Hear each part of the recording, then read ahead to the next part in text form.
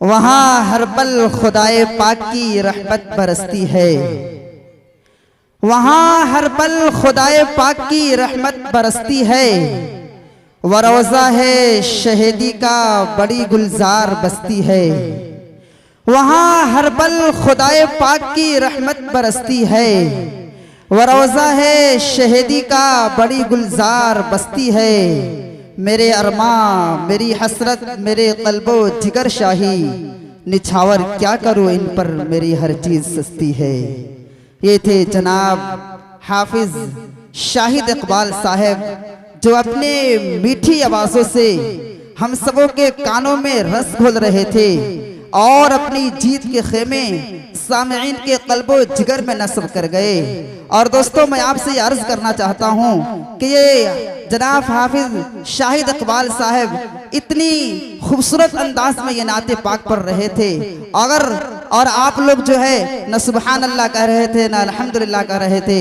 अगर आप लोगों की बात अच्छी लग जाए और आपको दिल की बात छू जाए तो आप अल्हम्दुलिल्लाह सुबहान अल्लाह ये कहिए, ताकि ये अच्छा लगेगा और सुनाने के भी दिल करेगा, ताकि समझ में आएगा कि आपको बातें समझ में आ रही है और सुनाने में भी अच्छा लगेगा। आइए अब मैं अपने प्रोग्राम को एक दूसरी फिजा की तरफ लिए चलता हूँ, तकरीर व खताबत की तरफ। और इस अज़ीम शान इजलास की सबसे पहले खतीब को मैं आप हजरात के सामने लाने की कोशिश कर रहा हूँ, जो शख्सियत सिर्फ चंपारण ही नहीं बल्कि पूरे बिहार में रुसूम व बिदात और खुराफात के मिटाने के नाम से जो शख्सियत जानी और पहचानी जाती है, जिनसे मेरी मुराद पैकर व खलास मोहब्बत सरचश्मे अखलाक व मरवत उस्ताद महतरम जनाब हजरत मुफ्ती मोहम्मद मूसा साहब कासमी मद्दजिल्लहुल आली मुहतमिम मदरसा इस्लामिया शमसुल उलूम बनहौरा को मैं बहुत ही इज्जत व एहतराम के साथ हजरत के सामने माइक पेश करते हैं कि वह हजरत वाला आए और अपना कीमती बयान से और अपनी कीमती बयान से हम सबों को मुस्तफिज फरमाए। हजरत वाला माइक पर। अस्सलामु अलैकुम व रहमतुल्लाहि व बरकातुहू। अल्हम्दुलिल्लाहि रब्बिल आलमीन वस्सलातु वस्सलामु अला सय्यिदिल अंबिया'i वल मुरसलीन मुहम्मदिन व आलिहि व अस्हाबिहि अजमईन, अम्मा बाद। क़ाल अल्लाहु अज़्ज़ा व जल्ल फ़ी कलामिहिल मजीद, अऊज़ु बिल्लाहि मिनश शैतानिर रजीम, बिस्मिल्लाहिर रहमानिर रहीम। इन्नल्लाह यअमुरुकुम अन तुअद्दुल अमानाति इला अहलिहा व जाअ फ़िल हदीस शरीफ क़ाल अन्नबी सल्लल्लाहु अलैहि वसल्लम अर्बउन इन कुन्न फ़ीक फला अलैक मा फ़ातक मिनद दुनिया हिफ्ज़ु अमानतिन व हुस्नु खलीक़तिन व सिद्क़ु हदीसिन व इफ़्फ़तुन फ़ी तुअमतिन औ कमा क़ाल अलैहि सलातु वस्सलाम। स्टेज पर रौनक अफरोज़ उलमाए किराम, मेहमानान एज़ाम और मेरे दीनी ईमानी और इंसानी भाइयों बुजुर्गों और दोस्तों, पर्दा नशीं ख़वातीन, माँ और बहनों, बड़ी खुशी की बात है कि आज की महफिल हमारे इस मदरसे में और मदरसा जिस बस्ती में है उस बस्ती में कायम हो रही है। जाहिर है इतनी बारौनक मजलिस का सजाना और इतना बड़ा इंतज़ाम करना बड़ी मेहनत की बात है। बड़े खूबसूरत महफिल सजाया है यहाँ के लोगों ने और मदरसे वालों ने भी अच्छा इंतज़ाम किया है।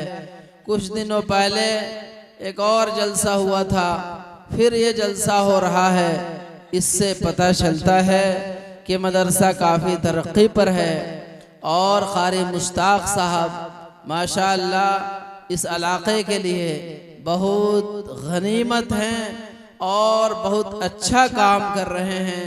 मैं गांव वालों से, ख़ास तौर से इस बस्ती वालों से मैं दरख्वास्त करूंगा कि उनका सपोर्ट करें, मदद करें, ताउन करें, ताकि ये इदारा और उरूज पर पहुँचे। दोस्तों, आज अपनी मुख्तसर सी गुफ्तगू में मैंने एक हदीस शरीफ पढ़ी है, उसके हवाले से 4 बातें अर्ज करनी है। और वो 4 बातें हम सबके आका व मौला, उम्मत में सबसे आला व अरफा नबी जनाब मोहम्मद रसूलुल्लाह सल्लल्लाहु अलैहि वसल्लम ने आज से 1450 बरस पहले ये बातें फरमा गए कि 4 बातें ऐसी हैं, 4 खसलतें ऐसी हैं जिस शख्स के अंदर भी पाई जाएं तो दुनिया की सारी दौलत से बढ़कर के है। अगर दुनिया की और कोई दौलत नसीब न हो तो उसे कोई फर्क पड़ने वाला नहीं है। फरमाया अरबाउन इन कुन्न फीक फला अलैका मा फातक मिन दुनिया हिफ्ज़ अमानतिन। पहली बात, अमानत की हिफाजत करना। हमारे आका सल्लल्लाहु अलैहि वसल्लम ने इरशाद फरमाया, अमानत की हिफाजत करना जिसको आ गया दुनिया की सारी दौलत से बढ़ करके है। कुरान पाक में फरमाया गया, इन्नल्लाह यअमुरुकुम अन तुअद्दुल अमानाति इला अहलिहा, कि खुद रब्बे कायनात अल्लाह तबारक व तआला खुद इरशाद फरमाता है कि तुम्हारा रब, तुम्हारा अल्लाह तुम्हें हुक्म दे रहा है कि अमानतों को उनके हकदारों तक पहुंचा दो। हमारे आका सल्लल्लाहु अलैहि वसल्लम ने इरशाद फरमाया, मुनाफिक की 3 अलामत, इदा तुमिना खाना, जब उसके पास अमानत रखी जाए तो उसमें खयानत करे, वइदा हद्दस कज़ब, और जब बात करे तो झूठ बोले, वइदा वादा अखलफ, जब वादा करे तो वादा खिलाफी करे। ये मुनाफिक की अलामत बतलाई गई है। इसलिए अमानतों में खयानत करना ये एक ईमानदार इंसान का काम नहीं है, ये तो बेईमान का और ये मुनाफिकाना अमल है, मुनाफिकों का काम है। इसलिए अल्लाह तबारक व तआला ने कहा, अमानतों को उनके हकदारों तक पहुंचा दो। और नबी पाक अलैहिस्सलातु वस्सलाम ने इसको बरत कर दिखलाया।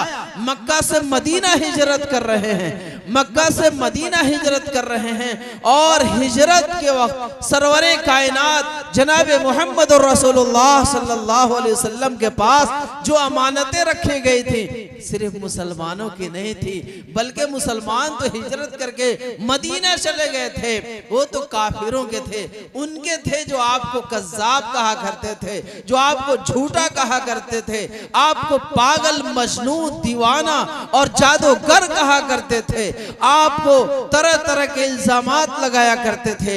उनकी अमानतें थी, लेकिन फिर भी आका सल्लल्लाहु अलैहि वसल्लम ने खयानत नहीं किया। अपने बिस्तर पर हज़रत अली रज़ी अल्लाह तआला अन्हु को सुलाया और कहा कि मैं हिजरत कर रहा हूं, मेरे जाने के बाद मक्का वालों की ये अमानतें हैं, उन तक पहुंचा देना। चाहते तो आका सल्लल्लाहु अलैहि वसल्लम वो जान के दुश्मन थे, तलवार लेकर खड़े थे, आका के खून के प्यासे थे, लेकिन फिर भी आका सल्लल्लाहु अलैहि वसल्लम ने खयानत नहीं की। इसका मतलब ये है कि अमानत में खयानत करना ये जायज नहीं है। हमारे आका सल्लल्लाहु अलैहि वसल्लम ने इसकी तलकीन की, तालीम दी और खुद अमल करके दिखलाया। अमानत किसको कहते हैं दोस्तों? हम और आप अमानत समझते हैं किसी के पास रुपए पैसे रख दिया जाए और वो अपने पास रखे रहे, जब वो आदमी आए तो बिल्कुल उसमें घटाए बढ़ाए बगैर वापस कर दे, तो हम सब कहते हैं बड़ा ईमानदार है, बड़ा अमानतदार है। अमानत ये भी है, लेकिन इसके अलावा अमानत का एक बड़ा मफहूम है। इसी वजह से कुरान पाक में फरमाया गया, इन्नल्लाह यअमुरुकुम अन तुअद्दुल अमानाति इला अहलिहा। अल्लाह ताला हुक्म देता है अमानतों को, मतलब अमानत एक नहीं है, अमानत के जो है अनेक है, लफ्ज एक है, वर्ड एक है, इसका मफहूम अनेक है, इसका मफहूम बहुत वसी है। मुख्तसर लफ्जों में हम कह सकते हैं, वक्त नहीं है तफसील में जाने का, मुख्तसर वक्त में हम कह सकते हैं मदरसा मुहतमिम और नाजिम के पास अमानत है, मस्जिद मुतवल्ली के पास अमानत है, औलाद माँ बाप के पास अमानत है, मालो दौलत साहब सरवत के पास अमानत है, हुकूमत और इख्तिदार साहब हुकूमत और इख्तिदार के पास अमानत है, औरतों के पास उनकी इज्जत और आबरू अमानत है। हर इंसान के पास उसकी जिंदगी और जिंदगी के लम्हात अमानत है। सबसे बड़ी अमानत जो 1,24,000 अंबिया किराम लेकर दुनिया में तशरीफ लाए, सबसे आखिर में सरवर कायनात जनाब मोहम्मद रसूलुल्लाह सल्लल्लाहु अलैहि वसल्लम तशरीफ लाए, लेकर के वो अमानत कुरान की अमानत है, शरीयत की अमानत है, अच्छा और बेहतर जिंदगी गुजारने की अमानत है। इसी को कुरान पाक में फरमाया गया, इन्ना अरज़नल अमानत अला समावाति वल अर्ज़ वल जिबाल फअबैना यहमिलनहा वअशफक़न मिनहा वहमलहल इंसान इन्नहु कान ज़लूमन जहूला। हमने इस अमानत को पहाड़ पर पेश किया, पहाड़ लेने से थर्रा गए। हमने जमीन पर पेश किया, जमीन लेने से कतरा गई। हमने इस अमानत को आसमानों पर पेश किया, आसमान लेने से डर गए। लेकिन इंसान ने इस अमानत को कबूल कर लिया। वो कौन है? हम और आप हैं। हमने वादा किया है कलिमा तय्यबा ला इलाहा इल्लल्लाह मुहम्मदुर रसूलुल्लाह पढ़ करके हमने अल्लाह के हुजूर वादा किया है कि शरीयत की हिफाजत हम करेंगे, सुन्नत की हिफाजत हम करेंगे, आका के तरीके की हिफाजत हम करेंगे। इस्लाम हमारे घरों में होगा, इस्लाम पर हम चलेंगे। अफसोस की बात है, इतने लोग बैठे हैं, क्या हमारे घर में शरीयत की हिफाजत है? क्या हमारे चेहरों में शरीयत की हिफाजत है? हमारे लिबास में शरीयत की हिफाजत है? हमारे रहन सहन में शरीयत की हिफाजत है? हमारे फैमिली में शरीयत की हिफाजत है? नहीं। शादी ब्याह है, देखिए मामलात में आए, शादी ब्याह जैसे होती है, सुन्नत तरीका भूल जाएंगे। शरीयत ने क्या कहा हमें उससे मतलब नहीं है, पुरखों ने क्या कहा चलो पूछा जाए। किससे पूछा जाए? शरीयत से नहीं, आलिम उलमा से नहीं, किसी मुफ्ती से नहीं, बल्कि गांव में जो है ना बूढ़ऊ साहब हैं, वो सब ज्यादा जानते हैं कौन कौन नेक कैसे होगा। और फोला जो है ना वो दादी माई है, वो सब बताएगी कि पहले दिन शादी से पहले क्या क्या होता है। मटकोर होगा तो मिट्टी कहाँ से कोड़ाएगा, कहाँ लाकर रखा जाएगा, ये दादी माई बताएगी। शरीयत का मतलब नहीं है दादी माई बताएगी, नहीं तो दादा साहब बताएंगे। शरीयत का हमें इसमें कोई दखल नहीं है। ऐसा लगता है कि शरीयत को हमने बालाए ताक रख दिया है। बारी आती है हमारे चेहरे की, तो इसमें कितने लोग हैं जो कहेंगे हम मुसलमान साहब, कलमा तैयबा भी पढ़ते हैं। कोई आपको कह दे काफिर, कोई आपको कह दे दूसरे अलकाब से पुकार दे, आप लड़ाई झगड़ा करने के लिए तैयार, लेकिन चेहरा हमारे आका से नहीं मिल रहा है। शरीयत के मुताबिक चेहरा नहीं है, दाढ़ियां नहीं है, ऐसा लगता है कि ये किसी और के लिए हुक्म है। लिबास पर आइए, हमारे नौजवान तो लिबास ऐसे इख्तियार करते कि हंसी भी आती है, ताज्जुब भी होता है, ये कौन सा कठिन है। बालों की कठिन वैसे तरीके से, लिबास वैसे ही, चेहरे पर दाढ़ियां नहीं, हर तरीके से हम लोगों से शरीयत बदनाम है। शरीयत की हिफाजत हमसे नहीं हो रही। तो ये कुरान, शरीयत, इस्लाम और इस्लामी तौर तरीके, आका की लाए हुई शरीयत, उनकी सुन्नत, इन सब की हिफाजत हमारी जिम्मेदारी है और ये अमानत है, अमानत के तौर पर हमें दी गई है। इसलिए मुख्तसर वक्त में मैं ये कहना चाहता हूँ, मुख्तसर बात ये है कि अमानत की हिफाजत करें। यहाँ तक कि जो जान है हमारे पास, ये भी हमारे पास अमानत है। हम चाहें कि कहीं से काट दें, उंगली किसी और को दे दे, हाथ किसी और को दे दे, तो नहीं दे सकते। इन्नल्लाह अश्तरा मिनल मुमिनीन अनफुसहुम व अमवालहुम बिअन्न लहुमुल जन्ना। माल जो है ना, जो हमारे पास है, ये भी हमारे पास अमानत है। हमारे पास जो है मिल्कियत के तौर पर जो भी माल है, वो भी हमारे पास अमानत है। हम चाहें कि हमारे पास 2 लाख रुपए है, इसमें आग लगा दें, इजाजत नहीं है। चाहे हमारे पास 5 लाख रुपए है, जा करके दरिया में डाल दें, हमारे लिए इजाजत नहीं है। इसलिए कि जान और माल अल्लाह तबारक व तआला ने मोमिनीन से खरीद लिया, काहे के लिए? जन्नत के बदले। इसलिए सब अमानत हैं, हमको उसी तरह करना है जैसे अल्लाह ताला ने हुक्म दिया है। पहली बात तो ये है अमानत में खयानत न करना। दूसरी बात ये है आका सल्लल्लाहु अलैहि वसल्लम ने फरमाया हुस्न खलीक़तिन, किसी से मिला जाए खंदा पेशानी के साथ, हंसते चेहरे के साथ, बिल्कुल चेहरा हमारा दमदमाता रहे, चमकता रहे और हमारे चेहरे पर मुस्कान हो, इस तरह हम लोगों से मिले। हमारा सीना भी कीना से पाक और साफ हो, चेहरे पर बशाशत हो, हंसी हो, मुस्कुराहट के साथ मिलना। हमारे आका सल्लल्लाहु अलैहि वसल्लम ने इरशाद फरमाया तलाक़तुल वजह सदक़तुन, हंसते चेहरे के साथ किसी से मिलना भी सदका है। मुसलमान इसको छोड़ चुके। उधर से कोई मुसलमान आ रहा होगा, इधर से जा रहा होगा, तो वो उधर से सोच रहा है कि कैसे पैंतरा बदले, और ये इधर से सोच रहा है कैसे कतरा कर हम भागे। काहे? इसलिए कि गड़बड़ हुआ है। अगर एक खून का रिश्ता है, खानदान है, तो कई हक मारा है और वो कई हक मारा है, सब आपस में हक पचाए हुए हैं, कहीं न कहीं एक दूसरे का हक दबाए हैं, जिसकी वजह से सब एक दूसरे से कतरा कर भागने की कोशिश करते। मुआशरे में है कि नहीं है? कोई एकदम आमने सामने आना नहीं चाह रहा, चेहरा देखना नहीं चाह रहा। काहे?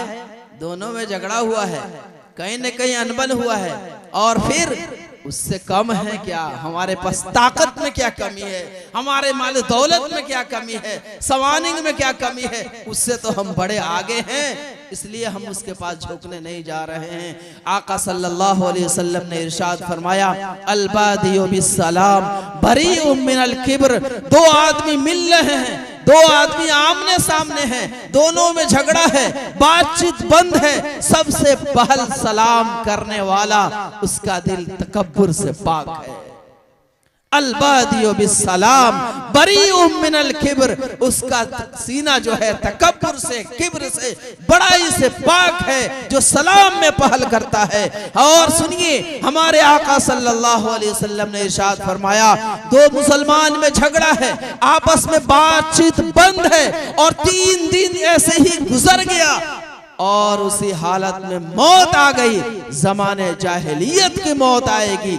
हदीस शरीफ में है आका सल्लल्लाहु अलैहि वसल्लम ने फरमाया चाहे वो यहूदी बन करके मरे, चाहे नसरानी बन करके मरे, चाहे उसकी मौत ज़माने जाहिलियत पर आए, इस्लाम पर मौत नहीं आ सकती। आज हमारे मुआशरे में है, काहे? इसलिए कि एक भाई ताकतवर है और एक भाई कमजोर है। ताकतवर तो दबाएगा, दबा रहा है। और हमारे मुआशरे में माँ बहनें भी हैं, बहन का जहां मसला आएगा सांप सुन जाएगा।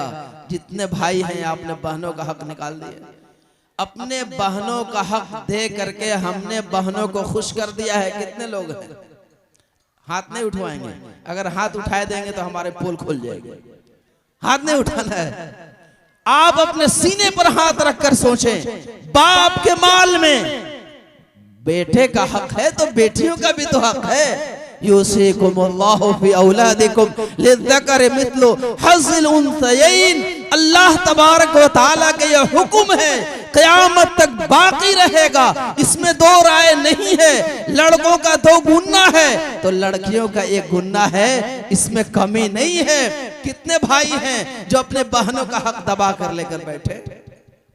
अब कहते हैं मौलवी साहब दुआ कर दीजिए, बहन हमसे खुश नहीं है।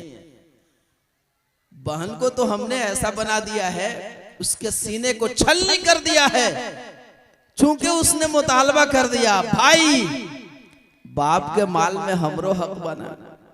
अच्छा दोबारा गदियानी गांव में अगर पांव रखना है तो जबान पर ताला लगा देना, बाप के माल में मेरा हक है, तुम्हारा नहीं है। अब जाहिर है हक दबाएंगे तो मामला गड़बड़ होगा, हक मारा जाएगा, मुआशरे से सुकून खत्म हो जाएगा। आपस में इख्तिलाफ होगा, इंतशार होगा। हमने बहनों का हक मारा है और हम ताकतवर हैं, भाइयों का हक मारा है, हम ताकतवर हैं, पड़ोसियों का हक मारा है, हम ताकतवर हैं, मजलूमों का हमने हक मारा है, तो फिर उनका खालिक व मालिक तो कमजोर नहीं है। आज दुनिया में हमने एक बित्ता जमीन ली, हमारे आका सल्लल्लाहु अलैहि वसल्लम ने इरशाद फरमाया, मन अखज़ शिबरम मिनल अर्ज़ तवक़हु अल्लाहु यौमल क़ियामती सबअ अर्ज़ीन। जो दुनिया में किसी का एक बित्ता जमीन जुल्मन ले लिया, गसब कर लिया, हक मार लिया, कल क़यामत के दिन 7 तबक जमीन को तोक बना करके गले में डाल दिया जाएगा। 50 किलो का वजन तो बर्दाश्त नहीं हो रहा है क्या? अगर 50 किलो का वजन हमारे सर पर डाल दिया जाए और मई जून का महीना हो, एकदम चिलचिलाती धूप में खड़ा कर दिया जाए कि भाई साहब 1 घंटा के लिए खड़े हो जाइए, ये 50 किलो का वजन लेकर सर पर, कितने लोग तैयार हैं? खुदा की कसम, ये जो सूरज है लाखों मील दूर है, कल क़यामत के दिन 2-3 मील के फासले पर आ जाएगा और खतरनाक धूप होगी, धूप की तपिश होगी। उस हालत में और उन हालात में 7 तबक जमीन को तोक बना करके गले में डाला जाएगा। क्या बर्दाश्त होगा? बड़ा हक मारने में अच्छा लगा, हमने बहनों का हक मार करके नाजायज खिलाया, भाइयों का हक मार करके नाजायज खिलाया, और यहाँ तो सारे लोग खाए और जवाब देना है हमको अकेले ना। इसलिए हमारे बीच इख्तिलाफ बरपा है और हमारे अंदर से सुकून खत्म है, और इसी वजह से कोई जो है ना आपस में सामने होना नहीं चाह रहा। इसलिए हमारे आका सल्लल्लाहु अलैहि वसल्लम ने फरमाया, हंसते चेहरे के साथ कोई किसी से मिलता है, बातचीत करता है, तो ये सबसे बड़ी दौलत उसे मिल गई। तीसरी बात, नबी पाक अलैहिस्सलातु वस्सलाम ने फरमाया, तीसरी सिफत सिद्क़ु हदीसिन, सच बात बोलना। जब भी बोले सच बोले। अल्लाह ने जबान दिया है, हमारे मुंह में, आपके मुंह में भी जबान है, सबके मुंह में जबान है, बोलते हैं जैसे चाहते हैं इस्तेमाल करते हैं। ऑटोमेटिक मशीन मिल गई है, जैसे चाहे इस्तेमाल करते रहे। आज का मॉडर्न जमाना है। आज का जमाना होता ना तो फिर तो सबके खटिया खड़ी हो जाती। आज मॉडर्न जमाना है, कोई भी बात कहीं तक पहुंचाने के लिए पहले चार्ज करना पड़ता है, फिर उसके बाद उसमें जो है ना ऑन करना पड़ता है, नंबर डायल करना पड़ता है, फिर बात पहुंचानी पड़ती है। आज का जमाना होता और हमें उसी तरह बात करने की हो जाती है, तो बताइए कितनी तकलीफ होती। अब मान कर यहाँ सांप निकला है, एक आदमी को कहना है भाई आगे मत आओ, उधर से आ रहा है, सांप है सामने और वो देख नहीं रहा है, देख रहा है कि 2 सेकंड में पहुंच जाएगा, सांप इसको काट लेगा। आज का जमाना होता, चलो अब निकालो, ऑन करें, नंबर डायल कर, पता चला सांप डस लेगा उसको। अल्लाह तबारक व तआला ने कितनी उम्दा चीज और कितनी कीमती चीज हमें इनायत फरमाई। ये जबान हमारे मुंह में है और जब चाहते हैं, जैसे चाहते हैं, जिस तरह चाहते हैं, अपने जज्बात, एहसासात को हम दूसरे के सामने इजहार कर लेते हैं, हमें तकलीफ भी नहीं होती। लेकिन इसकी अहमियत का अंदाजा हमें नहीं है। जो चाहते हैं ऑल बकते रहते हैं। इसकी अहमियत का अंदाजा शरीयत से पूछिए। एक आदमी पूरी जिंदगी अल्लाह की नाफरमानी में गुजारा, अल्लाह के बगावत में, अल्लाह के हुक्मों के खिलाफ वर्जी में गुजारा। अब जो है लास्ट उम्र को पहुंच गया, अब पेट में न आंत है, मुंह में न दांत है। ऐसे वक्त में जबान से बोलता है क्या? 2 बोल, ला इलाहा इल्लल्लाह मुहम्मदुर रसूलुल्लाह, अशहदु अल्ला इलाहा इल्लल्लाह व अशहदु अन्ना मुहम्मदर रसूलुल्लाह। गवाही दी एक अल्लाह की और गवाही दी नबी पाक अलैहिस्सलातु वस्सलाम की रिसालत की। ये सिर्फ 2 बोल बोला है। सर पर पहाड़ तो नहीं डाल दिया, पहाड़ को नहीं तोड़ दिया, सिर्फ 2 बोल बोला। अल्लाह की कितनी अहमियत है कि अल्लाह ताला का अब तक ये बागी था, अब अल्लाह का दोस्त बन गया। अब तक अल्लाह का दुश्मन था, अब अल्लाह का हमनवा बन गया। पहले जो अल्लाह का नाफरमान बंदा था अब अल्लाह का फर्माबरदार और महबूब बंदा बन जाता है। इस जुमले को एक फरिश्ता लेकर जा रहा है अर्श पर, उधर से दूसरा फरिश्ता आ रहा है, वो पूछता है कहाँ जा रहे हो? ये कहता है कि फुला बंदे ने ये कलमा पढ़ा है, अल्लाह की वहदानियत की दावत दी है, इस जुमले को अर्श पर लेकर जा रहा हूँ। वो फरिश्ता कहता है अभी तू अर्श पर नहीं पहुंचा, मैं उसकी मगफिरत का परवाना लेकर जमीन पर जा रहा हूं। कितनी अहमियत है इस जबान की, हमने सोचा नहीं। ये जबान और जबान है कि एक औरत है जिसकी तरफ देखना जायज नहीं है, अजनबी औरत, देखना जायज नहीं है, बात करना जायज नहीं है, शनासाई जायज नहीं है। दो बोल बोलता है, उधर से कबिल तो इधर से नकाह तो पूरी जिंदगी के साथी बन गए। होता है कि नहीं होता? दो बोल सिर्फ बोले हैं, पूरी जिंदगी का साथी बन गई। बात भी जायज, रहना सहना भी जायज, सारी चीजें जायज हो जाती कि नहीं जायज? कितनी अहमियत है इस जबान से निकलने वाले कलिमात के, लेकिन हमारे और आपके पास इसकी अहमियत नहीं है और फौल बोल बकते हैं। कल क़यामत के दिन हमारे आका सल्लल्लाहु अलैहि वसल्लम ने फरमाया हल यकुब्बुन नास यौमल क़यामति इल्ला हसाइदु अलसिनतिहिम, क़यामत के दिन बहुत सारे लोग जहन्नम में औंधे मुंह घसेट कर जहन्नम में डाल दिए जाएंगे, वजह जबान के बोले हुए अल्फाज होंगे। इसलिए ये जबान है, हम लोग अच्छे तरीके से इस्तेमाल करें। खास तौर से मैं अपनी माँ बहनों से गुजारिश करूँ, उनकी जबान ज्यादा चलती है, यहाँ तक के जो उन पर एहसान करते हैं 24 घंटे, उनके एहसान फरामोश करने में मिनटों नहीं लगता। जो शौहर हमेशा पूरी जिंदगी उनके साथ एहसान किया, उनकी जरूरत को पूरी किया, लेकिन एक दिन अगर उनके मंशा के खिलाफ हो गया तो फिर कहते हैं कि इस घर में कभी मैंने चैन नहीं देखा और कभी मेरी जरूरत पूरी नहीं हुई। औरतें बोलते बोलते अपनी औलाद को भी नहीं छोड़ती, जिन औलाद को इतने लाड दुलार और इतने प्यार मोहब्बत से पाला, उन औलाद को भी औरतें नहीं छोड़ती हैं। गलत सलत बोलने में, उनको कोसने में, गलत बात बोलने में। इसी वजह से मैं अपनी माँ बहनों से गुजारिश करूंगा, चूंकि एक बड़ी तादाद में हमारी माएँ बहनें भी आई हुई हैं, मैं उनसे दरखास्त करूंगा कि आप अपनी जबान की हिफाजत करें। सरवरे कायनात जनाब मुहम्मदुर रसूलुल्लाह सल्लल्लाहु अलैहि वसल्लम मेराज पर गए, वहां से जब वापस आए तो औरतों में मजमा लगता था, हफ्ता में एक मरतबा बुध के दिन तकरीर होती थी। नबी पाक अलैहिस्सलातु वस्सलाम गए औरतों में तकरीर करने के लिए, कहा कि सुनो, मैंने देखा जहन्नम में सबसे ज्यादा औरतें जल रही थी। तो उनमें से एक खातून ने पूछ दिया, ए आका सल्लल्लाहु अलैहि वसल्लम क्या वजह थी, बता दीजिए ताकि उस गुनाह से हम लोग बच जाएं। मेरी माएँ और बहनें सुन रही हैं तो सुने। आका सल्लल्लाहु अलैहि वसल्लम ने फरमाया दो वजह से ज्यादा जहन्नम में औरतें जल रही थी। एक तुक्सिरनल लान व तकफुरनल आशिर, एक तो लान तान ज्यादा करती, औल फौल गाली गलौज ज्यादा बोलती हैं, और दूसरे शौहरों की नाशुक्री करती है।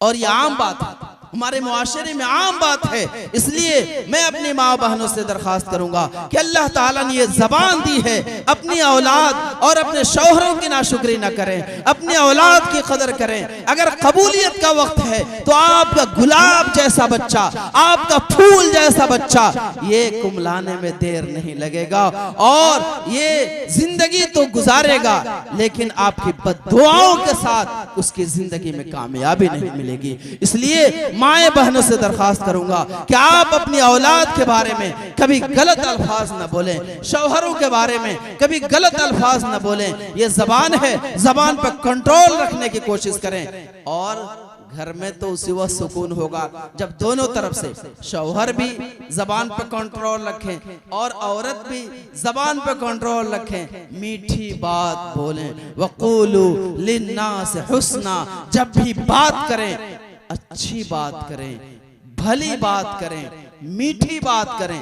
मीठे बोल से आपस में दुश्मनी भी होगी तो दोस्ती में बदल जाएगी। बहरहाल ये तीसरी बात थी। जल्दी जल्दी आखिरी बात मैं अर्ज करना चाहता हूँ। आखिरी बात यह है, हमारे आका सल्लल्लाहु अलैहि वसल्लम ने इरशाद फरमाया, वो आखिरी बात, चौथी सिफत जो दुनिया की सारी दौलत से बढ़ करके है, वो चौथी सिफत इफ़्फ़तुन फी तुअमतिन। जो भी लुक़मा हम खा रहे हैं, जो भी ग़िज़ा खाना हम खा रहे हैं, वो हलाल और पाकीज़ा होना चाहिए, पाक साफ सुथरा खाना होना चाहिए। कुरान पाक में अल्लाह रब्बुल इज़्ज़त ने इरशाद फरमाया, या अय्युहर रसूल कुलू मिनत तय्यिबात वअमलू सालिहा। रसूलों को हुक्म है, उनके वास्ते से सारी उम्मतियों को हुक्म है कि अल्लाह के दी हुई पाकीज़ा नेमतों में से खाइए, फिर नेक अमल कीजिए। मुफस्सिरीन ने लिखा है कि जो पाक और हलाल ग़िज़ा इस्तेमाल करता है, उसको नेक अमल की तौफीक मिलती है। मैं कहता हूं, जैसी ग़िज़ा वैसा भेजा। ग़िज़ा जैसी हो, खाना जैसा हो, भेजा उसी तरह बनेगा ना। आज हम लोगों ने खाने के अंदर लापरवाही से काम किया। हलाल आए वो भी चलेगा, हराम आए वो भी चलेगा। आज हमारे मुआशरे में हराम की कसरत हो गई है, हराम की कसरत हो गई। हराम माल इस्तेमाल किए जा रहे हैं। हमारे मुआशरे में एक सूदी नेटवर्क फैला हुआ है। सूद एकदम फैला हुआ है। ब्याज किस्ता पर भी चलता है। किस्ता पर आपका नहीं चलता, समूह किस्ता पर चलता है। तो क्या ये जायज है? ये सूद है, ब्याज है। अल्लाह रब्बुल इज़्ज़त ने इरशाद फरमाया, यमहकुल्लाहु रिबा व युरबिस सदक़ात। अल्लाह तबारक व तआला ने बै को, खरीदो फरोख्त को हलाल किया है और सूद को हराम किया है। और आगे फरमाया, सूद को अल्लाह ताला जड़ से काट कर रख देता है। जो सूदी कारोबार में रहता है, सूदी नेटवर्क में रहता है, एजेंट बनता है, चाहे वो मामलात में लगा रहता है, अल्लाह ताला की उस पर लानत है, फरिश्तों की लानत है। ये कारोबार करने वाले कान खोल कर सुन लें, ये कुरान पाक की इस आयत को समझें। या अय्युहल्लज़ीना आमनु तक़ुल्लाह वज़रू मा बक़िया मिनर रिबा इन कुंतुम मुअमिनीन फ़इन लम तफ़अलू फ़अज़नू बिहर्बिन मिनल्लाहि व रसूलिही। अल्लाह ताला ने कहा, अगर तुम्हारे दिल में तक़वा है, खौफ़े इलाही है, अल्लाह का डर है, तो इस सूदी कारोबार से बाज आ जाओ, वरना अल्लाह और उसके रसूल से लड़ाई के लिए, जंग के लिए तैयार हो जाओ। कितने लोग हैं अल्लाह और उसके रसूल से लड़ने वाले हैं? किसी में दम है, ताकत है? नहीं तो फिर ये सूदी नेटवर्क कैसे फैला हुआ है?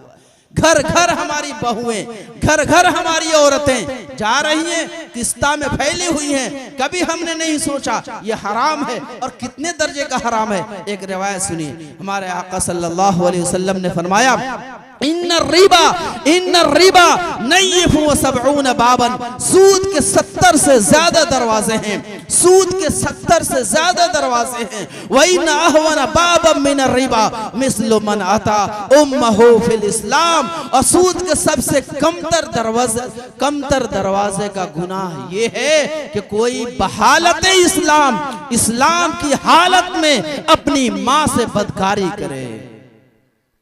कितना सख्त जुर्म है, कितना संगीन गुनाह है।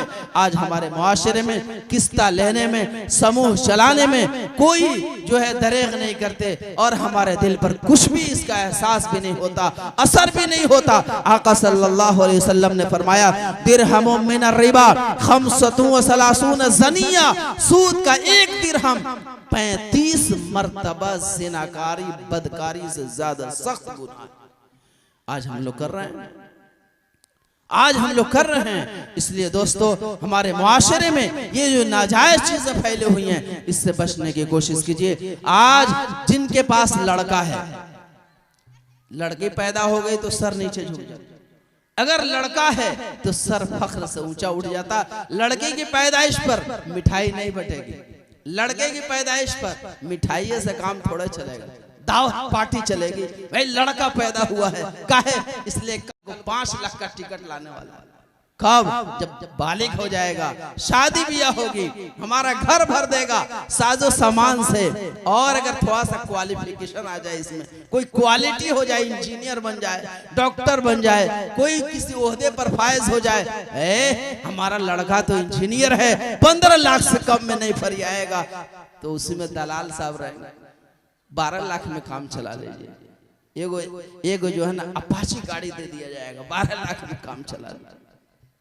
अजीब बात है, आज मुसलमान ही दलाल बन रहा है, मुसलमान ही पैसा ले रहा है और इसको जायज समझ रहा है। हमारे आका सल्लल्लाहु अलैहि वसल्लम ने फरमाया, अर्राशी वल मुर्तशी किलाहुमा फिन्नार। उलमा ने कहा, जो शादी ब्याह के मौके से लड़की वालों से लड़के वाले जो पैसे लेते हैं, ये रिश्वत है, और रिश्वत लेने वाला भी जहन्नमी है और रिश्वत देने वाला भी जहन्नमी है।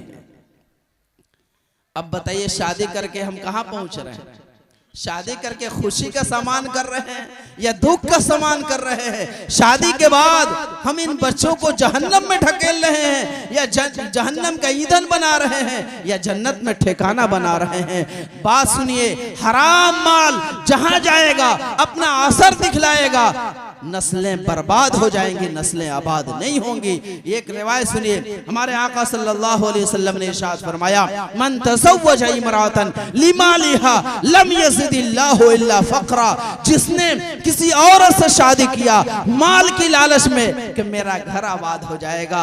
अगर यहाँ रिश्ता करते हैं, लड़की वाला बड़ा मालदार है, लड़की का भाई दुबई में इंजीनियर है, 2 लाख रुपए का तनख्वाह है, हमारा लड़के का जो है ना जेब गर्म हो जाएगा, घर भर जाएगा, सामान इतना देगा कि हम संभाल नहीं पाएंगे, पैसा इतना देगा कि हमारी तबीयत खुश हो जाएगी। जिसने माल की लालच में अपनी किसी औरत से निकाह किया, हमारे आका सल्लल्लाहु अलैहि वसल्लम का ये फरमान सुनिए, हमने तो सोचा था कि अपना घर आबाद कर लेंगे, हमने सोचा था अपना माल बढ़ा लेंगे, हमने सोचा था उस पैसे से हम सुकून खरीद लेंगे, लेकिन आका सल्लल्लाहु अलैहि वसल्लम ने इरशाद फरमाया, जिसने माल की लालच में शादी की, अल्लाह ताला उसको गरीब बना देगा, फकीर बना देगा। चाहे ऊपर से बड़ा आपके पास माल हो, लेकिन अंदरूनी तौर पर आप उजड़ चुके होंगे। इसलिए मैं बात लंबी न करते हुए मुख्तसरन अर्ज ये करना चाहता हूँ कि हम लोग जो लड़का पैदा करके तिलक और जहेज की ख्वाहिशमंद रहने वाले इस मजमा में भी कोई होंगे तो तौबा करके उठें, ये नाजायज है। अल्लाह ने आपको मर्द बनाया है, अर्रिजालु क़व्वामूना अलन निसा, मर्दों को अल्लाह ने हाकिम बनाया है, जिम्मेदार बनाया है। लड़के वालों से पैसा लेने के लिए नहीं। जब हम निकाह करते हैं तो इमाम साहब कहते हैं, मां नान नफका व सुकना, मतलब बीवी को लाइए, उससे पहले पहले बिस्तर और सोफा सेट का इंतजाम कीजिए, बीवी को लाने से पहले पहले घर का बिछौने का इंतजाम कीजिए, बीवी के खाने का इंतजाम कीजिए, उसके पहनने का इंतजाम कीजिए, उसके रहने का इंतजाम कीजिए। सब मर्दों के जिम्मे है, औरतों के जिम्मे कुछ भी नहीं है। इसलिए हम मर्द हजरात कव्वाम हैं, जिम्मेदार हैं, हमारे ऊपर जिम्मेदारी है घर की इन चीजों का इंतजाम करना, लड़की वालों के ऊपर नहीं है। अगर हम ऐसा करते हैं अल्लाह के सख्त जवाबदेह होंगे। आज लड़कियां मजबूर हैं, लड़की वाले बेबस हैं, उनका खालिक व मालिक कमजोर नहीं है। अल्लाह के यहाँ हम सबको देना पड़ेगा। बहरहाल हमारे मुआशरे में नाजायज और हराम माल के एक जो है ना लंबी फेहरिस्त है, वक्त नहीं गिनवाने का। बस बात यह है कि सूद कारोबार से हम लोग तौबा करें और तिलक जहेज से तौबा करें। बहुत सारे लोग जो है इसमें टीचर होंगे, कहकर जाने के बाद में गुस्सा हो लीजिएगा, लेकिन शरई बात है, बहुत सारे लोग टीचर होंगे। अब तो सबकी खटिया खड़ी है, सबकी खटिया खड़ी है। पूरे बिहार में एक साहब आ गए हैं जिनकी वजह से एकदम घड़ी देखते रहते हैं, कब 9 बजा, 8:30, 9 बजे, अब 9 भी नहीं देखते हैं। शरीयत का हुक्म यह है, जो ड्यूटी आपके जिम्मे है उस ड्यूटी पर काम कीजिए। जो पहले जैसे चल रहा था कि 8 घंटे आपको ड्यूटी करनी है, 7 घंटे आपने ड्यूटी की, 1 घंटा नहीं किया, अपने काम के लिए आ गए, 1 घंटा का पैसा जो आपके पास है वो हराम है, वो आपके लिए इस्तेमाल करना जायज नहीं है। अल्लाह ने आपको माल और दौलत दिया है, 100 रुपए में 2.5% आपको अपने माल से निकाल करके गरीबों में तकसीम कर देना है। हदीस शरीफ में है, आका सल्लल्लाहु अलैहि वसल्लम ने फरमाया, उस ज़कात का 1 रुपया भी माल में रह गया, पूरा माल बर्बाद कर देगा। मैं पूछना चाहता हूँ, गन्ना का ज़कात निकालते हैं? गन्ना, मकई का, सिर्फ जानते हैं धान और गेहूं, सरसों का, उसके अलावा जितने भी हमारे फसलें होती है नहीं निकालते। अगर कारोबारी आदमी है, दुकान में 5 लाख का सामान है तो उसका हिसाब नहीं जोड़ते, कहते हैं 5 लाख का तो महाजन का कर्जा है। तो मसला ये कि उधर से जो कर्जा लिए हैं तो इधर भी तो बांटे हुए लोगों को, इसलिए वो पैसा नहीं जुड़ाएगा। आज जो है उसमें भी कमी करते हैं।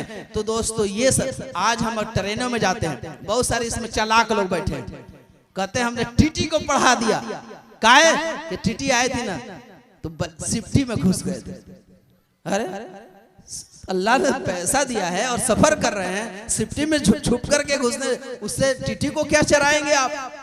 इधर उधर जो दोनों टीटी बैठे हैं इसको कैसे चढ़ाएंगे, जो फरिश्ते दोनों कांधों पर बैठे हुए हैं। तो दोस्तों, आपको यहां से दिल्ली जाने में अगर 500 रुपए लगते हैं, आपने टिकट नहीं कटवाया, उसी तरह सवार हो गए, 500 रुपए जो आपके जेब में बच गए वो हराम है, आपके लिए, आपके औलाद के लिए इस्तेमाल जायज नहीं है। इस तरह बहुत सारी चीजें हैं, वक्त नहीं है गिनवाऊं, बस बात यह है कि हराम माल से परहेज करें। 4 बातें हुई। पहली बात, अमानत की हिफाजत करें। दूसरी बात, किसी से मिले तो हंसते हुए चेहरे के साथ मिले। तीसरी बात, जब भी बात बोले तो सच बोले। और चौथी बात, हराम माल से परहेज करें। अल्लाह ताला हम सबको इन बातों पर अमल करने की तौफीक नसीब फरमाए। आमीन या रब्बल आलमीन। व आखिर दावाना अनिल हम्दुलिल्लाहि रब्बिल आलमीन।